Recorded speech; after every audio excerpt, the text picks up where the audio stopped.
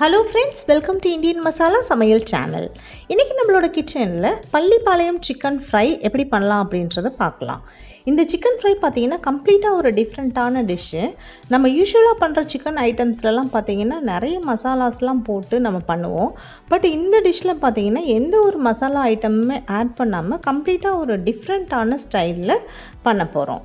இப்போ இந்த டிஷ் பண்ணுறதுக்காக நான் ஒரு 1/2 kg சிக்கன் எடுத்து நல்லா மஞ்சள் பொடி போட்டு வாஷ் பண்ணி இந்த மாதிரி ரெடியாக வச்சுருக்கேன். இதில் ஒரு ஸ்பூன் அளவுக்கு சால்ட்டு சேர்த்து நல்லா கலந்து நம்ம வச்சுக்கலாம். இப்போ இந்த மாதிரி சால்ட்டு மிக்ஸ் பண்ணி வைக்கிறதுனால சிக்கன் சீக்கிரமாகவே குக் ஆகி வந்துடும். இப்போ இது தனியாக இருக்கட்டும். அடுத்தது ஒரு பேன் எடுத்து அடுப்பில் வச்சுட்டு அதில் ஒரு 5 ஸ்பூன் நல்லெண்ணெய் சேர்த்துக்கலாம். இப்போ இந்த எண்ணெய் நல்லா சூடானதுக்கப்புறம் 1 ஸ்பூன் கடுகு சேர்த்துக்கலாம். இந்த டிஷ்ஷுக்கு நல்லெண்ணெயே சேர்த்துக்கோங்க, அதுதான் ரொம்பவே நல்லாயிருக்கும். இப்போ கடுகு வெடித்ததுக்கப்புறம் 250 கிராம் சின்ன வெங்காயத்தை இந்த மாதிரி நறுக்கி சேர்த்துருக்கேன். இந்த டிஷ்ஷுக்கு சின்ன வெங்காயம் மட்டுமே யூஸ் பண்ணால் ரொம்ப அந்த ட்ரெடிஷ்னல் ஃப்ளேவர்ஸ் நமக்கு கிடைக்கும். மேபி பெரிய வெங்காயம் யூஸ் பண்ணோன்னா அந்த டேஸ்ட் கொஞ்சம் ஸ்லைட்டாக டிஃபர் ஆகும். இப்போ இதை லைட்டாக கிண்டி விட்டுட்டு ஒரு 2 ஸ்பூன் அளவுக்கு பூண்டு பேஸ்ட்டு சேர்த்துக்கலாம். அடுத்து ஒரு 2 ஸ்பூன் அளவுக்கு இஞ்சி பேஸ்ட்டு சேர்த்துக்கலாம். இந்த பூண்டு இஞ்சி ரெண்டையுமே நான் ஃப்ரெஷ்ஷாக உரலில் இடித்து சேர்த்துருக்கேன். நீங்களும் அதே மாதிரியே உரலில் இடித்து சேர்த்துக்கோங்க, ரொம்ப நல்லாயிருக்கும். இப்போது இதை லைட்டாக வணக்கி விட்டுட்டு இந்த டிஷ்ஷுக்கு தேவையான சால்ட்டு ஒரு 1/2 ஸ்பூன் கல் உப்பு சேர்த்துருக்கேன். இது கூட கொஞ்சம் அரை ஸ்பூன் மஞ்சள் பொடியும் சேர்த்துக்கலாம். ஆல்ரெடி நம்ம இந்த டிஷ்ஷுக்கு சால்ட்டு சிக்கன்லேயே போட்டு வச்சுருக்கோம். அதனால அடுத்ததான் நம்ம சால்ட்டு சேர்க்கும்போது அதுக்கேற்ற மாதிரி நம்ம பார்த்து அளவாக சேர்த்துக்கணும். இப்போ அடுத்தது ஒரு 15 காய்ந்த மிளகாய் எடுத்து வச்சுருக்கேன். இதில் இருக்க குச்சியெல்லாம் ஃபுல்லாக ரிமூவ் பண்ணிவிட்டு நம்ம இந்த மாதிரி ஒரு சிசர் வச்சு சின்ன சின்ன பீசஸாக கட் பண்ணி வச்சுக்கலாம். பாருங்கள், இந்த சைஸில் இருக்கட்டும்.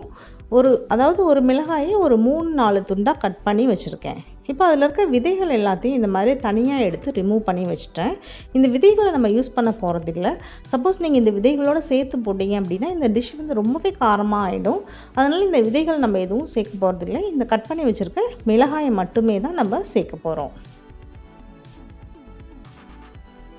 இப்போ இந்த கட் பண்ணி வச்சுருக்க இந்த மிளகாயை இப்போ வதக்கிக்கிட்டு இருக்க இந்த வெங்காயத்தோடு சேர்த்துக்கலாம்.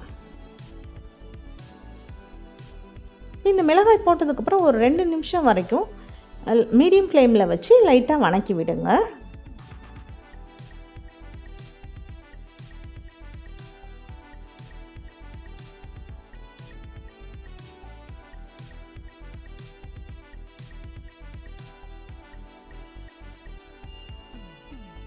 இப்போ ஒரு 2 கொத்து அளவுக்கு கருவேப்பிலை இலைகளையும் இதில் சேர்த்துக்கலாம்.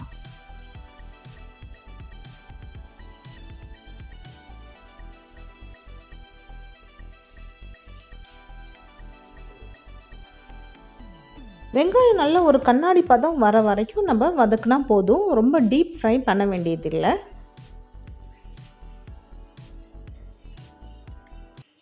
இப்போ வெங்காயம் இந்த அளவுக்கு கண்ணாடி பதம் வந்ததுக்கப்புறம் நம்ம க்ளீன் பண்ணி உப்பு போட்டு மேரினேட் பண்ணி வச்சுருக்க சிக்கன்ஸை இதில் ஆட் பண்ணிக்கலாம்.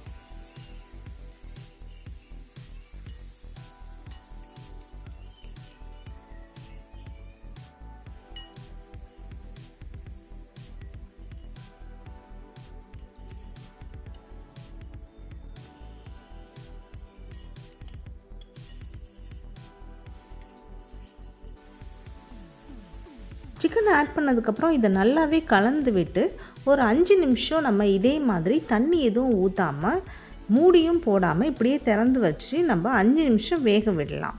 ஸோ இந்த மாதிரி நம்ம பண்ணும்போது இந்த சிக்கனில் இருக்க ரா ஸ்மெல் எல்லாமே போய் நல்ல ஒரு ஃப்ளேவர் வர ஆரம்பிக்கும்.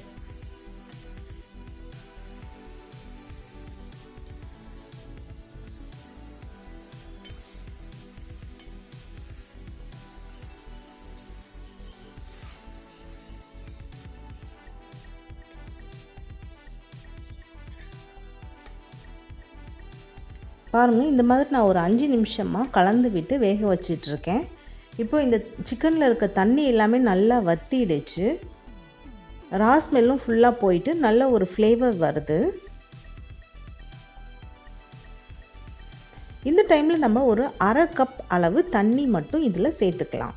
தண்ணி ரொம்ப அதிகமாக ஊற்றிட வேண்டாம். ஒரு அரை கப் அளவு தண்ணி மட்டும் ஊற்றி கலந்து விட்டுக்கலாம்.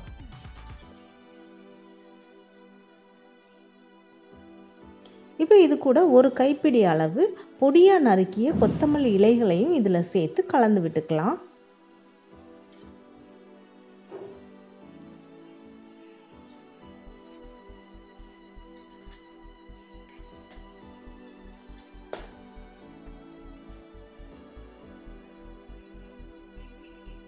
இப்போ நான் ஒரு சின்ன தேங்காவை எடுத்து அதில் அரை மூடி தேங்காயை இந்த மாதிரி பொடியாக நறுக்கி வச்சுருக்கேன், சின்ன சின்ன பல்லா. இதையும் நம்ம இந்த டிஷ்ஷில் சேர்த்துக்கலாம்.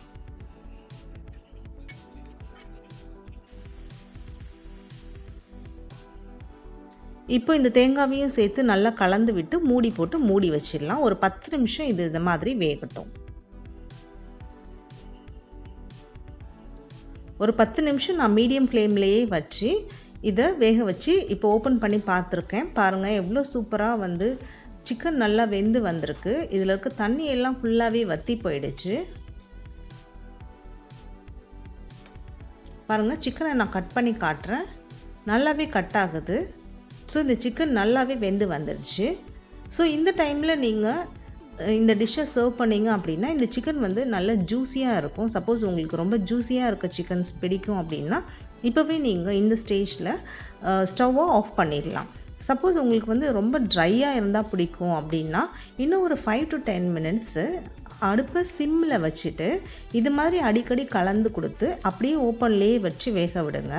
அப்போது இதில் நம்ம போட்டிருக்க இந்த மிளகாய், இந்த தேங்காய், மற்ற ஐட்டம்ஸோட ஃப்ளேவர்ஸ் எல்லாமே நல்லா இந்த சிக்கனில் கோட் ஆகி நல்லா ட்ரை ஆகி ஒரு கிறிஸ்பி ஸ்டேஜுக்கு முந்தின ஸ்டேஜில் இருக்கிற அளவுக்கு நமக்கு இந்த சிக்கன்ஸ் கிடைக்கும். பாருங்கள் இப்போ இந்த சிக்கன் வந்து ஆல்மோஸ்ட் நல்லா நான் ட்ரை பண்ணி ரெடி பண்ணிட்டேன். இப்போ இது மேலே பொடியாக நறுக்குன்னா கொத்தமல்லி இலைகளை தூவி நம்ம சர்வ் பண்ணலாம். இந்த டிஷ்ஷை சப்பாத்திக்குள்ளே வச்சு ரோல் பண்ணி ஒரு சப்பாத்தி ரோல்ஸாக பண்ணலாம். இல்லை ஒரு பர்கர்ஸில் வச்சு கூட நீங்கள் சாப்பிட்லாம். இது எல்லா டைப் ஆஃப் ரைஸ் வெரைட்டிஸ்க்கும் ஒரு பெஸ்ட்டு சூட்டாக இருக்கும். சாம்பார் சாதம், தயிர் சாதம், ரசம் சாதம், வெஜ் பிரியாணிஸ், தக்காளி சாதத்துக்கெலாம் ஒரு பெஸ்ட்டு சூட்டபிளாக இருக்கும். இந்த டிஷ்ஷை உங்கள் ஃப்ரெண்ட்ஸ் அண்ட் ஃபேமிலிக்கு ஷேர் பண்ணுங்கள். நீங்களும் இதே மாதிரி செஞ்சு பார்த்து உங்கள் ஃபேமிலியோட ஹாப்பியாக என்ஜாய் பண்ணுங்கள். இந்த சேனலை நீங்கள் இன்னும் சப்ஸ்கிரைப் பண்ணாமல் இருந்தீங்கன்னா சப்ஸ்கிரைப் பண்ணி வச்சுக்கோங்க. Happy to cook.